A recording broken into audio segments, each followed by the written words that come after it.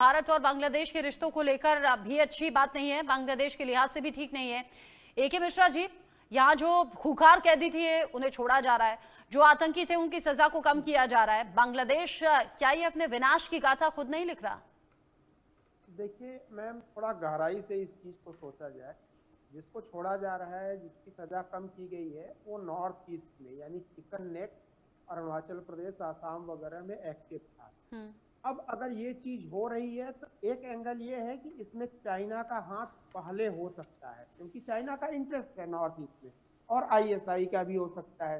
दूसरी इंपॉर्टेंट चीज, आज के डेट में मैं लगातार आपके चैनल पे बोल रहा हूँ कि यूनुस कोई सरकार का पार्ट नहीं है। उसने षड्यंत्र करके एक जिहादियों का ग्रुप वहां काबिज हो गया है, तो संविधान का कोई मायने नहीं। आते ही उसने चीफ जस्टिस, ये वो पुलिस, जितने हेड हैं सारे डिपार्टमेंट के, उसने बदलने शुरू किए। क्यों किए? ये तैयारी उसने क्यों की?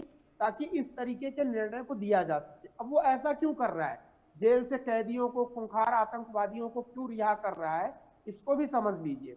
स्पेशली जब से अब कुछ दिनों के बाद ट्रंप जो है शपथ लेने वाले हैं, कोई भी सभ्य देश बांग्लादेश को यानी यूनुस को सपोर्ट नहीं दे सकता है। वर्बल भी नहीं दे सकता, मोरल भी नहीं दे सकता, चोरी छुपे जो दे वो दे। अगर कोई डायरेक्टली ओपन अगर बोलता है कि यूनुस जो कर रहा है वो सही है, तो बड़ी फजीहत होगी उस देश की पूरी दुनिया में। यानी टेररिस्ट और गलत काम करने वाले व्यक्ति को आप सपोर्ट कर रहे हो। तो अब इसके पास बहुत सारे चीजों की कमी है। जैसे सबसे जरूरी होता है कॉमन आइडियोलॉजी, सेम आइडियोलॉजी वाले लोगों को जोड़ना, ताकि अपनी ताकत को बढ़ाया जा सके। यानी गिरोहबंदी, गिरोह को बढ़ाना। तो गिरोह में रिक्रूटमेंट कैसे होता है? बाहर से अभी उतने लोग बांग्लादेश में यूनुस भी नहीं ला सकता है, क्योंकि वो भी आईएसआई की तरह फिर वो हो जाएगा कि जी ये तो दुनिया भर के आतंकवादियों को बुला रहा है।